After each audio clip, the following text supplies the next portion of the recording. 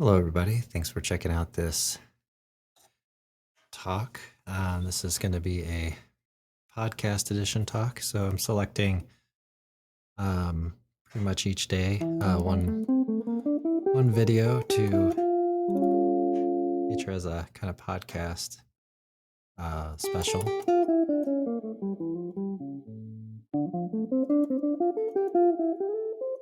If you are listening on the podcast, this is a part of the Theory and Fingerboard program on YouTube member area, youtube.com/Brett Prince. So I'm recording this live. And so today our topic is going to be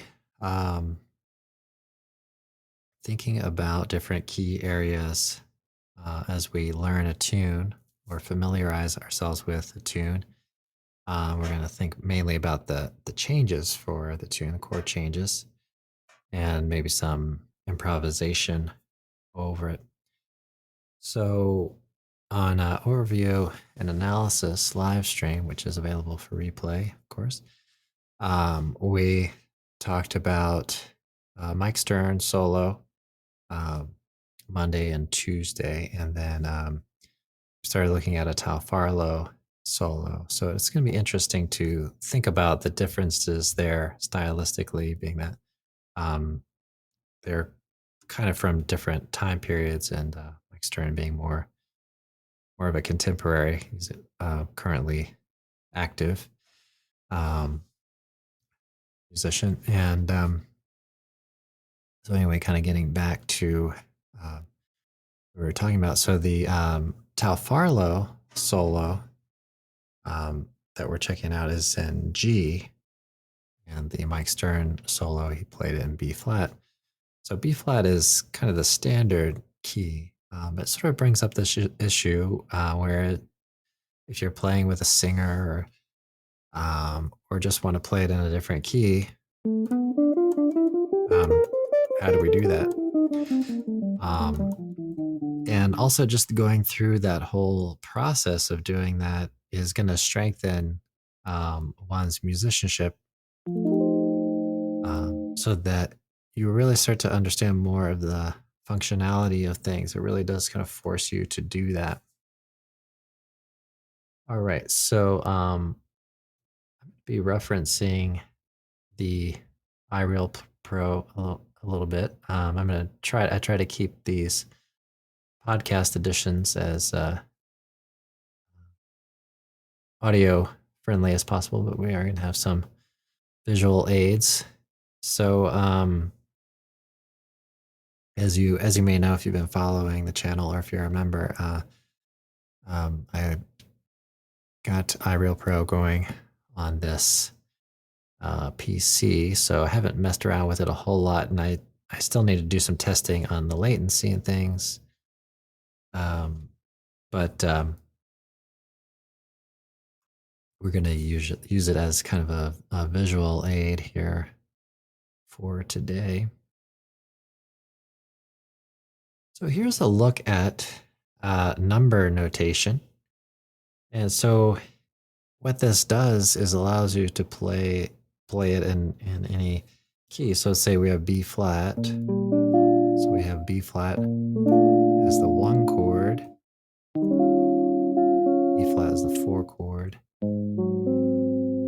E flat is flat 7, 6, 2, and then 2 minor, and then the 5 chord.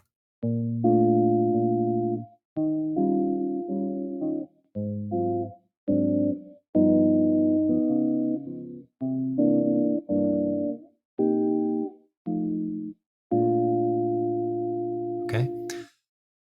So we get a sense for how things are moving. Now the bridge, so the 7 chord. So then you have to kind of know, okay, where is the 7? So it would be B flat, go up the major scale.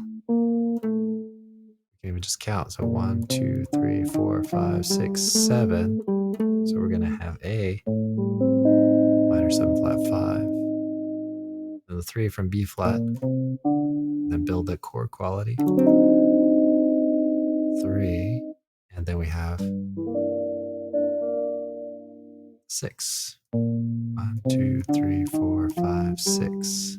Up and down an octave. And then kind of play the chord quality. Okay, and then we get, and then, knowing the functionality here too, you think, okay, well, it's kind of a 2-5 to the relative minor. So we go minor, G minor, C7 to F7.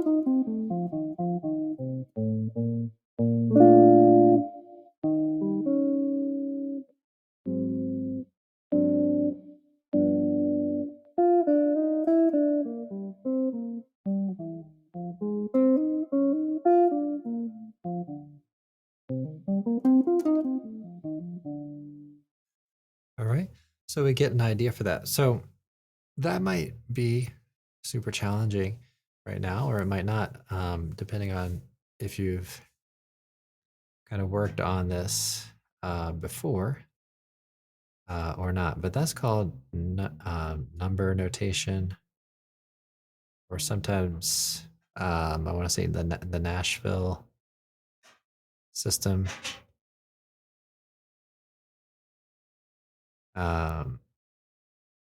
That's kind of the idea there. So let's take a look up. So I'm going to change the see if I remember even how to do this. So I'm going to change this over to the regular notation here. In a sense for, I think, find it under font. Change it to default here. Okay, so here's our normal kind of key area. So let's play around with it. So one thing, I was recently just reading some comments. So one thing about improvisation, there are a lot of different techniques that you can do, and a lot of things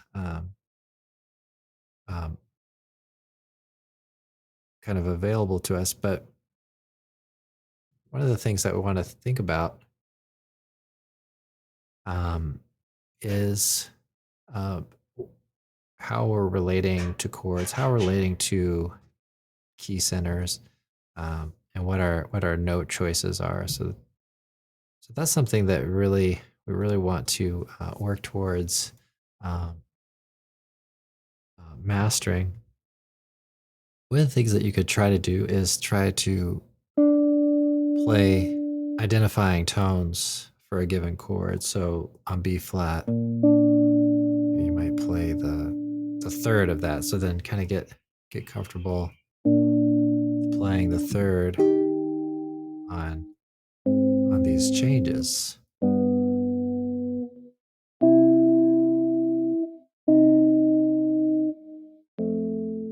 Okay, so then you can work that into your melody. So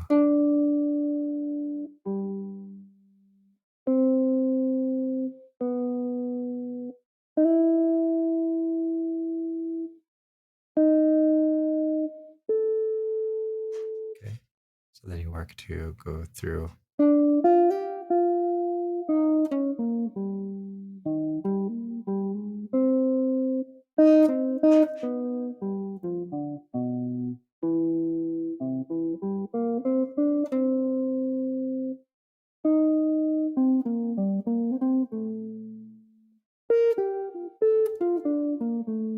And then you might try to mix it up a little bit. So maybe go to a different part of the chord. So let's say, well, let me zoom in here to our A section.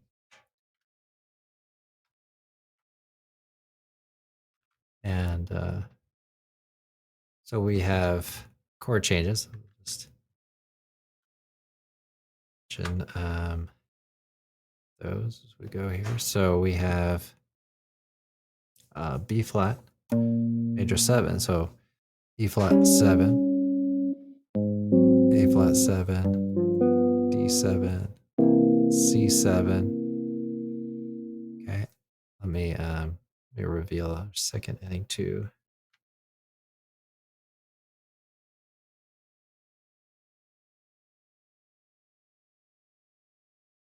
All right.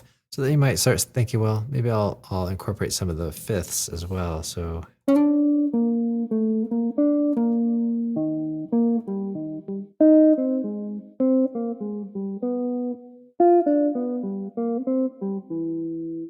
there just played basically like the first 4 bars and a little bit further on.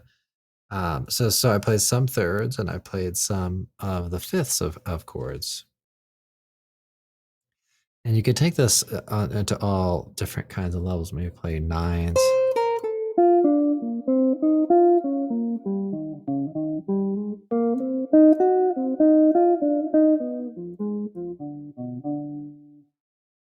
Okay. So on several of the chords there, I played the ninth of the given chord. So a lot of things that you can do. So even that one is not really a chord tone, but that's something that we can incorporate if we're sort of targeting some certain tones. All right, so we talked a little bit about this A section. Let's talk about, see if we can transpose this. So it's in B flat here. So we had Tal Farlow playing in G. So let's check this out. And see what we can do with it. So now we have G. See, it's kind of striking, right? To when you play the first couple notes, it's like, oh, that's out. But we're in our new key, so it's helpful to maybe say, okay, play a 1 chord, 5 chord, and a 1 chord. So we have G major.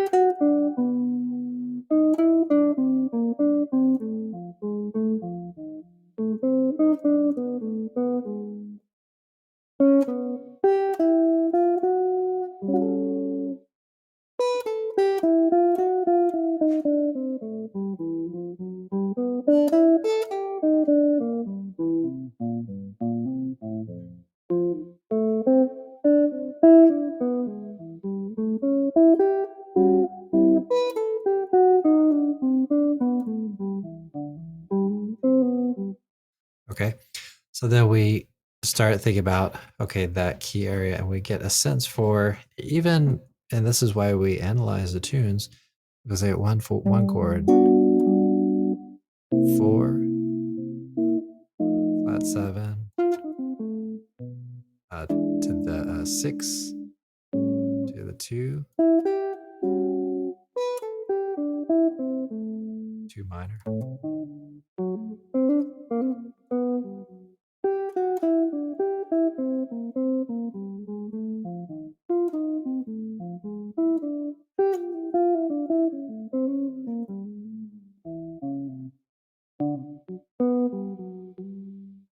Okay, so it's really kind of coming down to the awareness of chords and the awareness of the key centers, awareness of the functionality of things.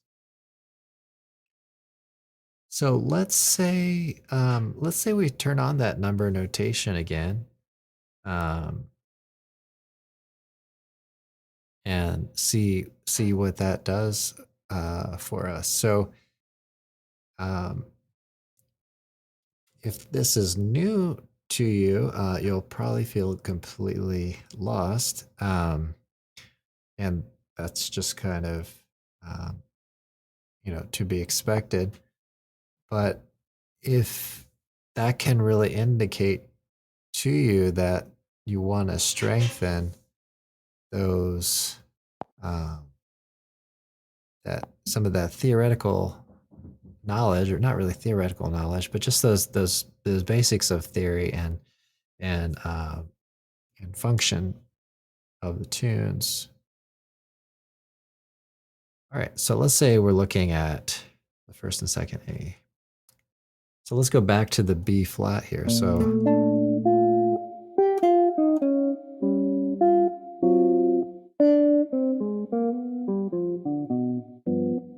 2 chord, 2 minor, 5, 1, flat 7, 2 minor to 1. So we want to really kind of hear those changes as we're playing.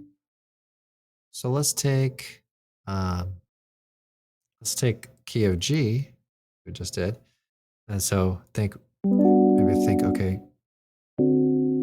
5, 1, that's D7 to G. Okay, and be able to find those spots.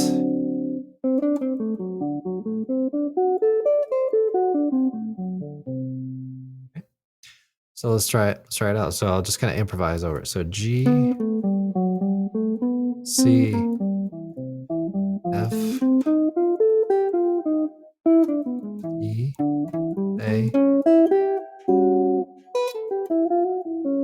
A minor, to D7. Repeat G. 4 is the C. F, E, maybe alter it. A7, A minor, D7, G. All right, so then we could kind of think we know the functionalities, we know the key areas, and we can find those different spots. So let's pick another key area. So let's pick something that's not too nearby. How about D flat? So here we have D flat, G flat. Okay. So first, before we get started, why don't we just try do a simple 5, 1, 5, 1. Get our ears acclimated. Okay, so 1, 4, flat 7 to the 6 to 2 chord, 2 minor, 5, 1, G flat.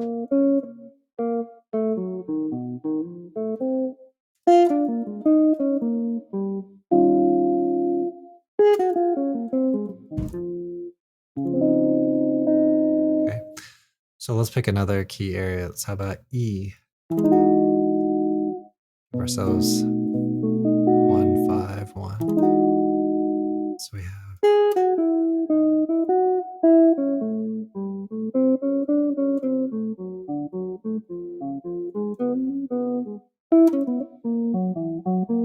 F sharp 7, minor, B7.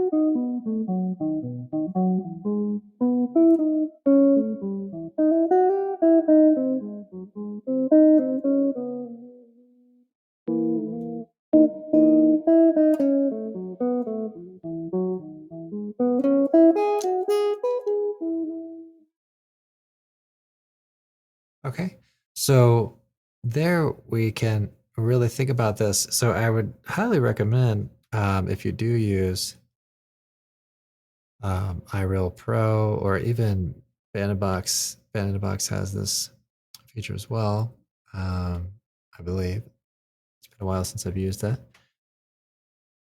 But to think about those changes and things. So that way you're not just kind of reacting and playing, on the spot. And it can really help to kind of inform your decisions about, what, maybe chord scales you're using or what what extensions you're using on things.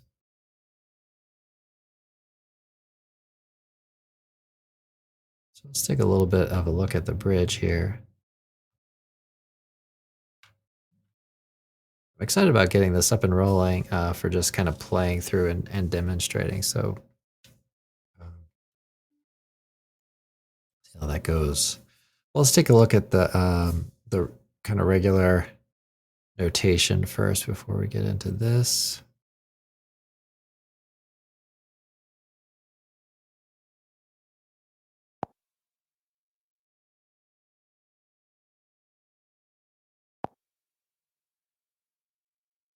Okay, that's found under font and default if you're looking for that font. And default or font or number notation. All right, let's get our key, also get our key set up. So we're in the B flat.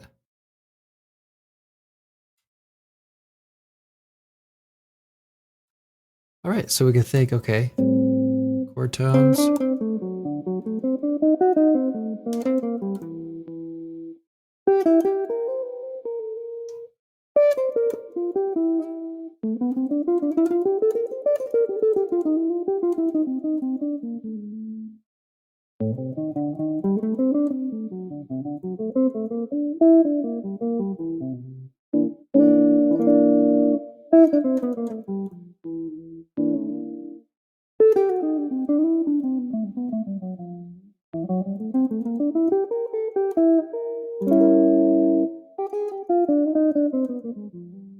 All right, so what do we think about here? So we have the A minor 7 to D7 flat 9 to the G minor 6. So the number notation can help us to think about the functionality of this.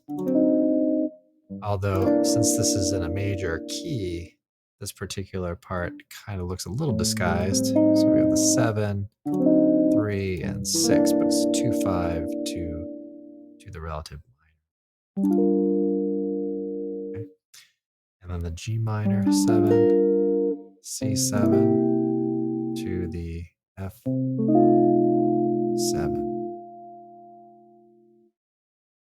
So maybe I'll play around a little bit on that. So.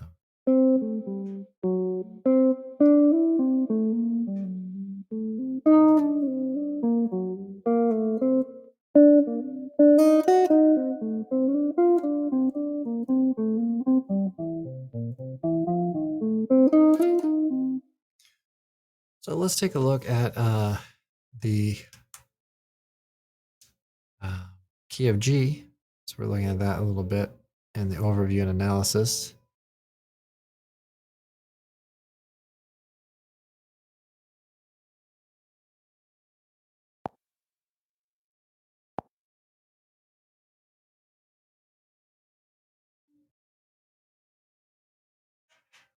Okay, so we get a 2, 5 in E minor.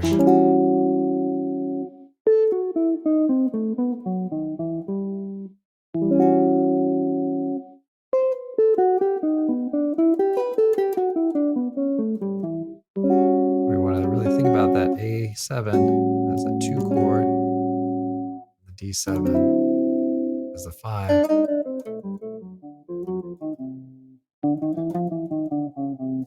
So we've seen several examples of a couple of musicians using all the nines.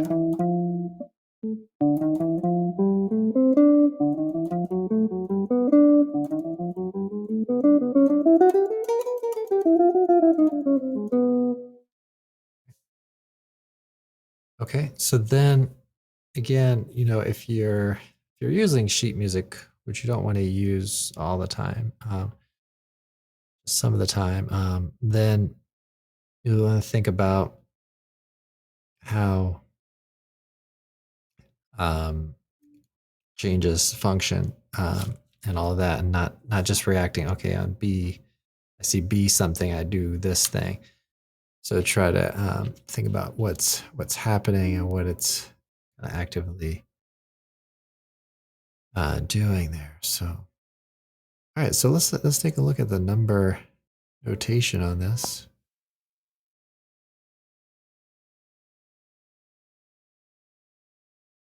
Okay. Again, I'm trying to remember how to find this too, and then number notation. So let's check that out real quick. All right. So again, if we're in B flat, then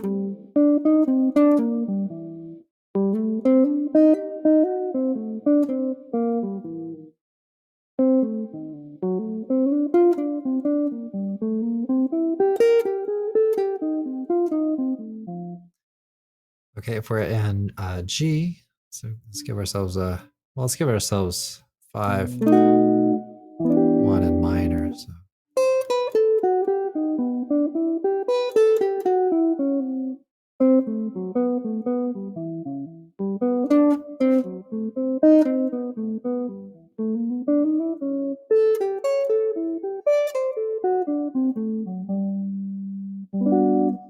okay, and then that what follows that 5 is the 1 chord. Yeah, let's try this in a couple of different keys. We'll try it in B flat or B flat minor or D flat major. This excerpt is going to be in minor. So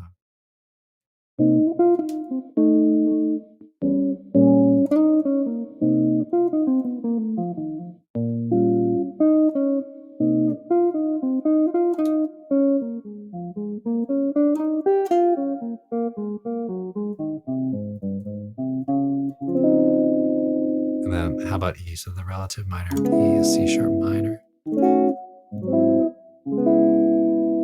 So let's check that one out.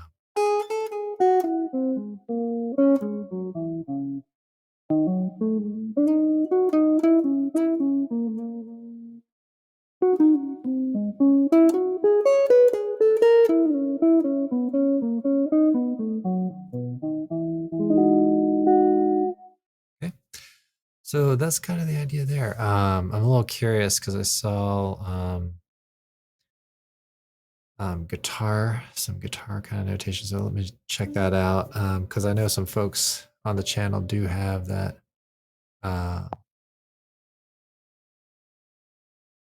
Have this program. I think a lot of folks do. Let's see what guitar looks like. Oh, so they give you a chord. Well, that's pretty cool. Not exactly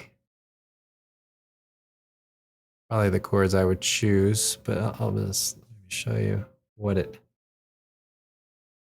came up with. It does give you some technically correct things.